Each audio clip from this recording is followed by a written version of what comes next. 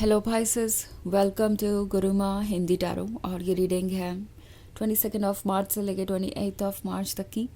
तो चलिए देखते हैं आपके लिए क्या मैसेजेस है इस वीक में और आप क्या एक्सपेक्ट कर सकते हैं अपनी लव लाइफ में। Messages for भाइसेस।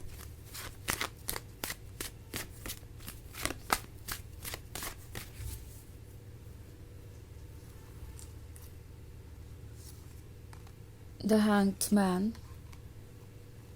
6 of stars, 7 of pentacles, page of stars and king of pentacles.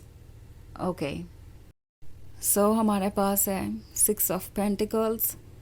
6 of pentacles दर्शा रहा है किसी तरीके की हेल्प को। लगता है कि कोई आपकी मदद चाहता है और एक्सपेक्ट ये कर रहा है कि आप ऐसे एक्ट करें।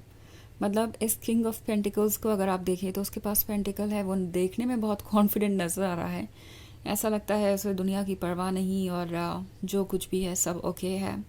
उसे लव की ज़रूरत नहीं और जो कुछ भी है उसी के पास है ऑफ़र करने को, और उसे कोई कुछ ऑफ़र नहीं कर सकता। तो इट्स लाइक जो भी उनका लवर है उस लवर को ही हमेशा उन्हें अप्रोच करना चाहिए, ऐसा उन्हें लगता है। इस किंग ऑफ पेंटिकल्स को ऐसा लगता है जैसे आपको उनकी ज़रूरत है और आप डेफिनेटली उनसे कुछ मांगेंगे ज़रूर। ओके, हालांकि एक अलग ही ट्रूथ है जो ये आपसे छुपा रहे हैं, क्योंकि किंग ऑफ पेंटिकल्स है मगर साथ ही में पेज ऑफ सॉर्ड्स भी है।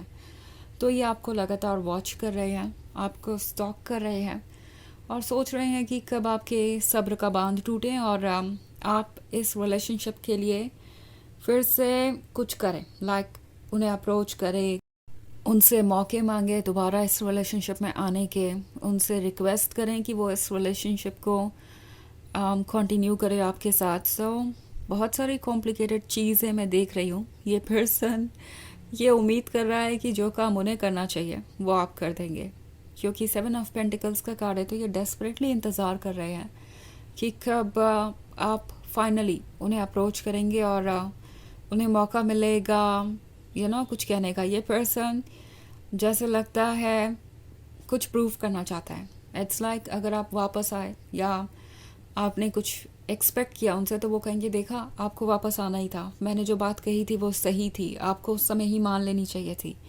ये पर्सन हो सकता है अपने आप को सही साबित करने के लिए किसी तरीके का माइंड गेम खेले और ये कोशिश यही करेंगे कि इस बार कोई भी इनिशिएटिव हो तो वो आपकी तरफ से ही लिया जाए।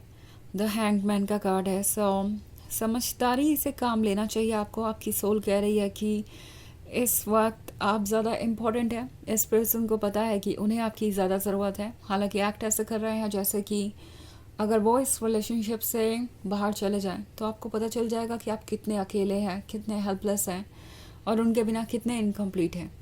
सो ये पर्सन ये फील कर रहा है कि वो आपको सफोकेट कर सकते हैं इमोशनली उस पॉइंट तक कि फाइनली आप ट्रिगर होके कोई ना कोई एक्शन लेंगे। मीनवाइल पेज ऑफ सॉर्ड्स के साथ खुद भी ओवर थिंक कर रहे हैं। आजकल इन्हें बहुत टेंशन रहती है कि पता नहीं आपके लाइफ में क्या हो रहा होगा, कहीं आप मूव ऑन तो नहीं कर रहे होंगे, कहीं आपको कोई और तो नहीं मिल गया होगा, कहीं आपकी लाइफ उनसे बेहतर तो नहीं चल रही होगी। क्योंकि ऑफ कोर्स इन्हें इंतज़ार है कि कब कोई नया स्टेप लेंगे आप दोनों। हालांकि ये एक जनरल रीडिंग है तो ये सबसे रेजोनेट नहीं करेगी। एनर्जी रिवर्स हो सकती है अगर आप क्रॉस वॉचर हैं। इसके अलावा अगर आप पिछले वीक की रीडिंग देखना चाहें या ईयरली रीडिंग देखना चाहें 2025 की, तो उसका लिंक आपको डिस्क्रिप्शन बॉक्स में मिल जाएगा हमेशा की तरह। सो चलिए आगे बढ़ते हैं और देखते हैं और क्या मैसेजेस हैं आपके लिए। Messages for Pisces, the Emperor, 10 of Wands, 5 of Cups, the Hierophant, and 9 of Swords. Okay. So the Emperor को लगता है कि उन्हें अपने ज़िद पे अड़े रहना चाहिए, उन्हें अपनी बातों पे स्टिक करना चाहिए और उन्हें सब कुछ अपने आप मिल जाएगा। द एम्परर को लगता है कि किसी को अप्रोच करना या अपनी तरफ से कोई भी इनिशिएटिव लेना अपने सेल्फ रिस्पेक्ट को हार्म करने जैसा है, अपने ईगो को लूज़ करने जैसा है। और इसीलिए द एम्परर खुद भी परेशान है, क्योंकि कहीं ना कहीं उन्हें पता है कि उन्हें आपकी ज़रूरत है। ओके, बट स्टिल एम्परर खुद को बार बार यही कहता रहता है, नो, मैं एम्परर हूँ, मैं किसी को अप्रोच नहीं कर सकता, मैं कोई इनिशिएटिव नहीं ले सकता। 10 ऑफ वॉन्ड्स का कार्ड है, तो 10 ऑफ वॉन्ड्स एक तरीके से आप पे बोझ बना हुआ है। और टैरो आपसे कह रहा है कि अगर ऐसी सिचुएशन है तो सोचिए उन सारे एक्सपीरियंसेस के बारे में जो आपने पास्ट में फील किए हैं या पास्ट में एक्सपीरियंस किए हैं, क्योंकि वो सब याद रखना ज़रूरी है किसी भी डिसीजन को लेने से पहले। अगर आप उन चीज़ों को इग्नोर करेंगे तो बाद में ये 9 ऑफ सोल्ड्स आपकी लाइफ में फॉलो होगा। ये रिग्रेट, ये पेन, हो सकता है आप बार बार उसी पॉइंट पर आकर खड़े हो जाएं। द हायरोफेंट आपसे कह रहा है कि अपनी सोल की आवाज़ सुनिए, अपने इंट्यूशन को सुनिए, अपने आप को चूज़ कीजिए, चाहे कोई कुछ भी कहे। ज़रूरी है स्ट्रॉन्ग होकर फैसले लेना। ओके, एंड जो कि आप है भी, वो इस पर्सन को ऑलरेडी दिखाई दे रहा है कि अगर आप ये कर सकते हैं तो आप मूव ऑन भी कर सकते हैं। और लगता है जैसे 9 ऑफ सोर्ड्स के साथ आप दोनों को ही एक अलग तरीके का पछतावा है।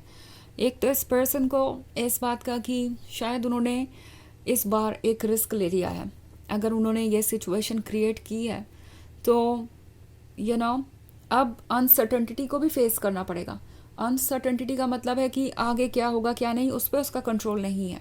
मतलब आप वापस आएंगे या नहीं, ये बात आप पे डिपेंड करेगी। ये रिस्क उन्होंने लिया है तो इसके साथ अब उन्हें डील करना पड़ेगा। ये सोच रहे हैं कि शायद इन्होंने इस बार बहुत ज़्यादा आपको हर्ट किया है, शायद वो आर्ग्यूमेंट्स में अपनी बाउंड्री ही क्रॉस कर गए। उन्हें रियलाइज़ हो रहा है कि वो एक अच्छा आइडिया नहीं था आपसे ये सब कुछ कहना और आपको इस तरीके से हर्ट करना।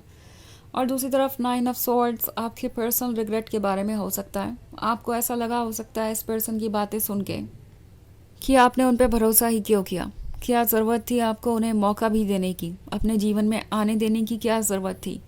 आप खुद को ब्लेम कर रहे हो सकते हैं, ये सोच रहे हो सकते हैं कि जो भी हुआ है सब आपकी वजह से हुआ है, आपको स्मार्ट होना चाहिए था, आपको पहले से सब कुछ समझ जाना चाहिए था। इट्स ओके, टैरो आपसे कह रहा है कि ये सब कुछ लेसन्स के लिए हुआ है।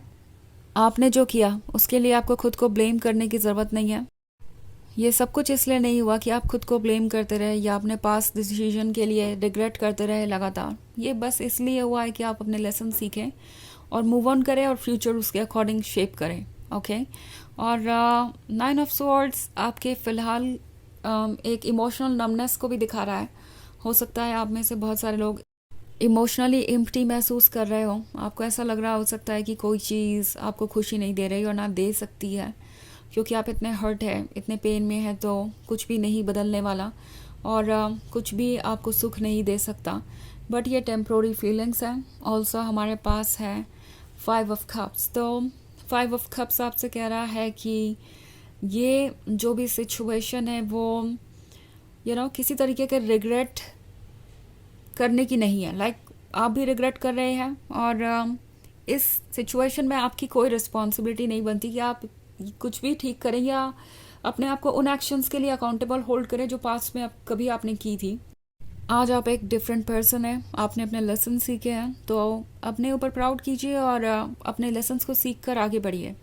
बस इतना ही करना है आपको। ओके, आपने खुद को नहीं खोया है। ये रिलेशनशिप आपकी ही जिम्मेदारी नहीं है। ये 10 ऑफ वॉन्ड्स कैरी करना अकेले आपका ही काम नहीं है। सो चलिए देखते हैं आपके लिए ऑरेकल मैसेज क्या है।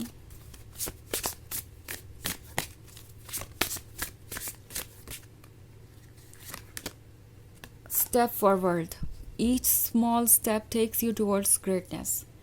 तो आप इवॉल्व हो रहे हैं, आप वो पर्सन बन रहे हैं जो आप हमेशा से बनना चाहते थे।